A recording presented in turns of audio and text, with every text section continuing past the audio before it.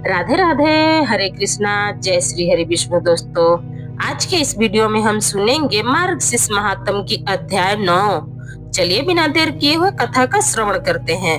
मार्गशीर्ष मास, जिसे अघन मास भी कहा जाता है, भगवान श्री कृष्ण को अत्यंत प्रिय महीना है। इस महीना में की गई पूजा, व्रत, स्नान और दान से अनेकों जन्मों के पाप नष्ट हो जाते हैं। पुराणों में वर्णित है कि जो व्यक्ति इस मास में विशेष श्रद्धा से भगवान विष्णु की आराधना करता है, उसे अक्षय पुण्य प्राप्त होता है। इस मास के महात्म में 9 अध्याय में एक अत्यंत सुंदर कथा का उल्लेख है, जो बताती है कि भगवान की भक्ति कैसे सबसे बड़ा धन है और कैसे मनुष्य अपने कर्मों से ही अपने भाग्य को बदल सकता है। चलिए जानते हैं। बहुत समय पहले अवंती नगर में सुधर्मा नाम का एक ब्राह्मण रहता था। वह वेदों का ज्ञाता, शांत स्वभाव और अत्यंत विनम्र था।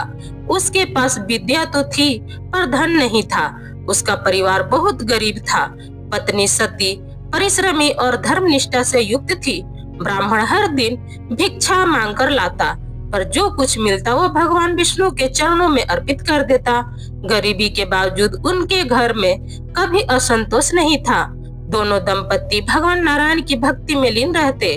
रोज सूर्योदय से पहले स्नान कर ओम नमो भगवते वासुदेवाय का जाप करते और तुलसी दल से भगवान की पूजा करते थे। एक दिन सती ब्राह्मणी बोली, स्वामी, संसार के लोग सुखी हैं, धनवान हैं, उनके घरों में वैभव है।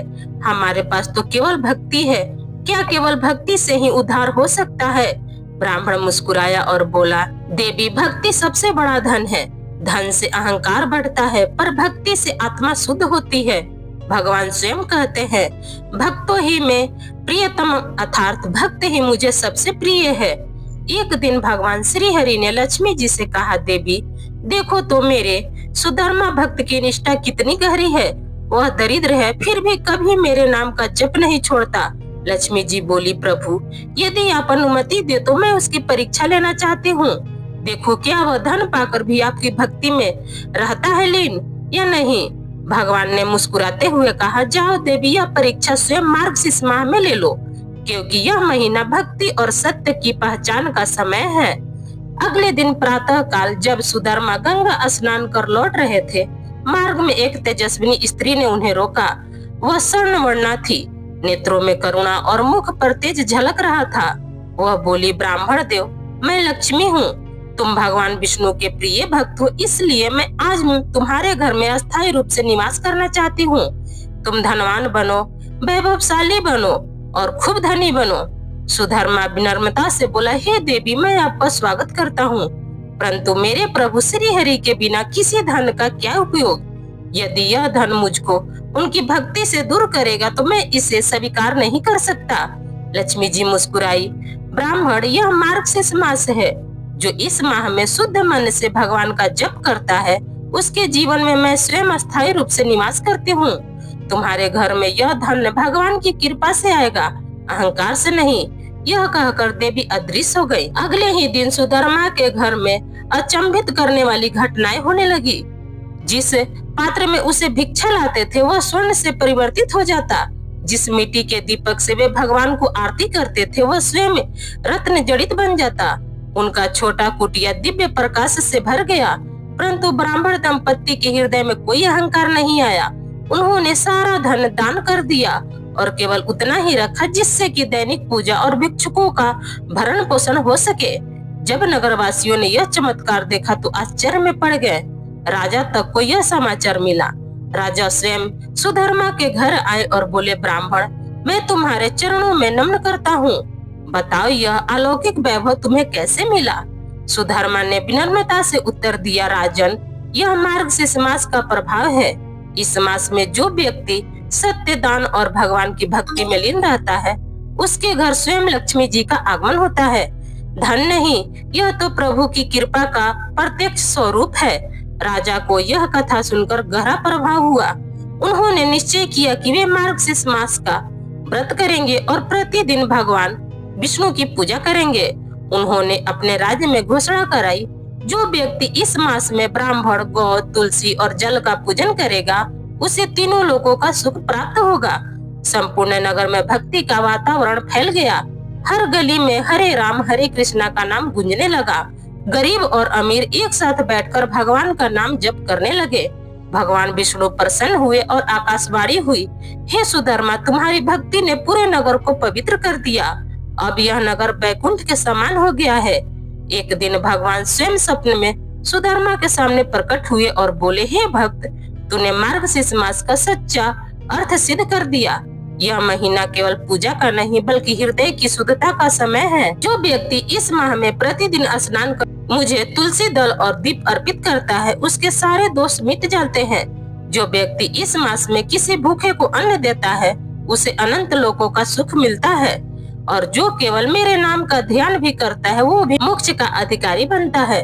सुधर्मा ने भगवान के चरणों में सिर झुका दिया और बोला, प्रभु, मेरे लिए यही सबसे बड़ा पुरस्कार है कि आपने मुझे दर्शन दिए। यह वैभव, यह धन सब आपके चरणों में समर्पित है। भगवान ने आशीर्वाद दिया, युगों तक तुम्हारा नाम मार्गशीर्ष महात्म में अमर रहेगा। इस प्रकार मार्गशीर्ष माह के 9 अध्याय की यह कथा यही सिखाती है कि धन से बड़ा धर्म है और धर्म से बड़ा सच्चा विश्वास है। जो व्यक्ति अपने जीवन में भक्ति और सत्य को आधार मानता, उसके द्वार पर लक्ष्मी स्वयं आती है। परंतु जो अहंकार में डूब जाता है, उसके द्वार से लक्ष्मी चली जाती है। इस माह में जो व्यक्ति ब्रह्म मुहूर्त में उठकर भगवान विष्णु का नाम लेता है, तुलसी जी को जल अर्पित करता है और दीप जलाता है, वह जीवन के हर संकट से मुक्त होकर परम आनंद को प्राप्त करता है। मार्गशीर्ष मास का प्रत्येक दिन विशेष है। भगवान विष्णु की भक्ति इस महीने में 10 गुना फल देती है। सत्य, दान, सेवा और नाम स्मरण ही इस मास के मुख्य साधन है। जो व्यक्ति इस कथा को श्रद्धा से सुनता है या सुनाता है, उसे दरिद्रता कभी नहीं सताती। लक्ष्मी जी सदैव उसके घर में निवास करती है। मार्गशीर्ष मास केवल एक महीना नहीं, यह भक्ति का उत्सव है। तो बोलिए जय श्री हरि विष्णु भगवान की जय। आज सुनिए सीता नित्य नेम की कथा। यह कहानी सीता माता कहती हैं और भगवान श्री राम इसे सुना करते थे।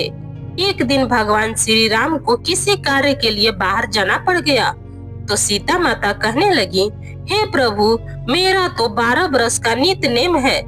आज आप बाहर जाएंगे तो मैं अपनी कहानी किसे सुनाऊंगी। श्री राम ने कहा, सीते, तुम कुएं के पाल पर जाकर बैठ जाना और वहाँ पर जो भी औरतें पानी भरने आएंगी, उन्हें ही अपनी कहानी सुना दिया करना। सीता माता कुएं की पाल पर जाकर बैठ गई। एक स्त्री आई, उसने रेशम जरी की साड़ी पहन रखी थी और सोने का घड़ा ले रखा था।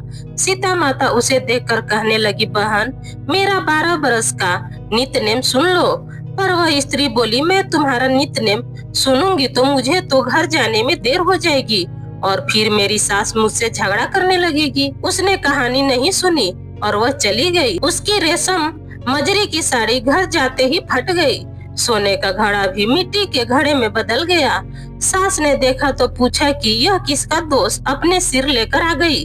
बहू ने कहा, माँ जी, कुएं पर एक औरत बैठी थी। उसने मुझसे कहानी सुनने के लिए कहा, लेकिन मैंने नहीं सुनी।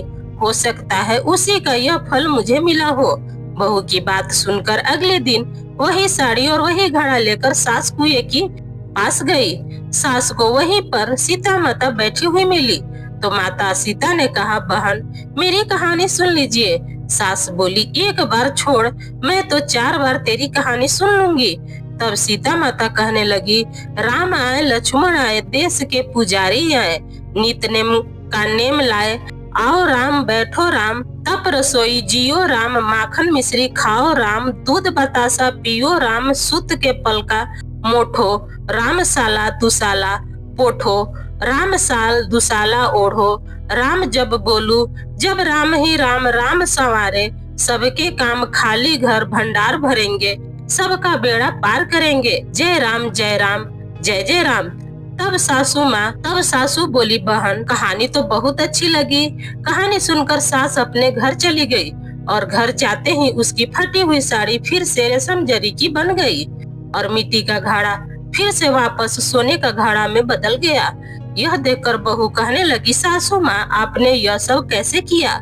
सास ने कहा, बहू, तू तो दोष लगा कर आई थी, मैं अब दोष उतार कर आ रही हूँ। बहू ने फिर पूछा, माँ जी, वह कुएं वाली स्त्री कौन है? सास बोली, वह तो सीता माता थी। पुराने से वे नया कर देती हैं, खाली घर के भंडार भर देती हैं और वो तो लक्ष्मी जी का वास भी घर में करा देती है। मनुष्य की जो भी इच्छा हो उसे पूरा कर देती है।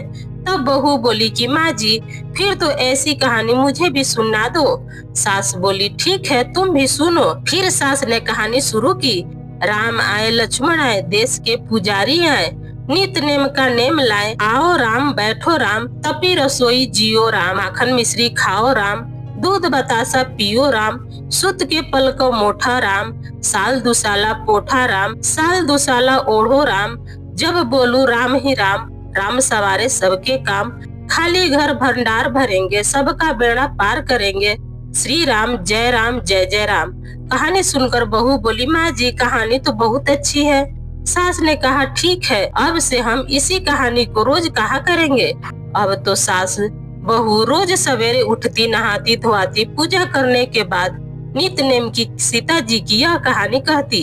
एक दिन उनके यहाँ एक पड़ोसन आई और बोली कि बहन आँच दे दो। तो बहू बोली कि आज तो अभी हमने जलाई नहीं है।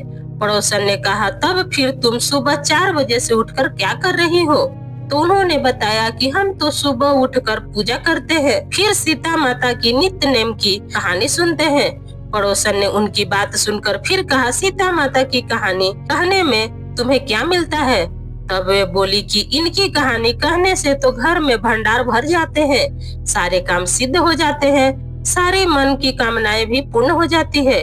पड़ोसन बोली कि बहन फिर तो ऐसी कहानी मुझे भी सुना दो। तब बहू बोली ठीक है, तुम भी यह कहानी सुन लो। बहू बोली राम आए लक्ष्मण आए, देश के पुजारी आए, नित नेम का नेम लाए, आओ राम बैठो राम, तपी रसोई जियो राम, माखन मिश्री खाओ राम, दूध बतासा पियो राम, सुत के पलक मोठो राम, साल दुसाला पोठो राम, साल दुसाला ओढ़ो राम, जब बोलू जब राम ही राम, राम सवारे सबके खाली घर भंडार भरेंगे, सबका बेड़ा पार करेंगे, श्री राम जय जय राम। सारी कहानी सुनने के बाद पड़ोसन कहने लगी बहन कहानी तो मुझे बहुत अच्छी लगी। अब तो वह पड़ोसन भी नित नेम सीता माता की कहानी कहने लगी। कहानी कहने से सीता माता ने पड़ोसन के भी भंडार भर दिए। अब तो पूरे मोहल्ले में नित नेम की कथा चल पड़ी और हर किसी की मनोकामना पूर्ण होने लगी।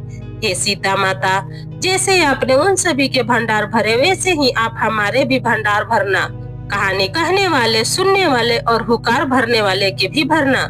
सभी प्रेम से बोलिए सीता मैया की जय, सीता नित नेम की कहानी की जय। तो ये मेरा वीडियो बस यहीं तक था। कैसा लगा आपको मेरा वीडियो ये बताने के लिए कमेंट्स बॉक्स में जरूर कमेंट करिएगा। अगर आपको मेरा वीडियो पसंद आता है तो प्लीज आप मेरे वीडियो को एक लाइक कर दीजिएगा। चैनल पर पहली बार आए हैं तो चैनल को भी पक्का सब्सक्राइब कर दीजिएगा, क्योंकि दोस्तों आपका एक लाइक हमें बहुत हिम्मत और प्रेरणा देती है आगे की वीडियो बनाने के लिए। फिर मिलती हूँ एक नए वीडियो के साथ, तब तक जहाँ भी रहिए खूब खुश रहिए, स्वस्थ रहिए। धन्यवाद।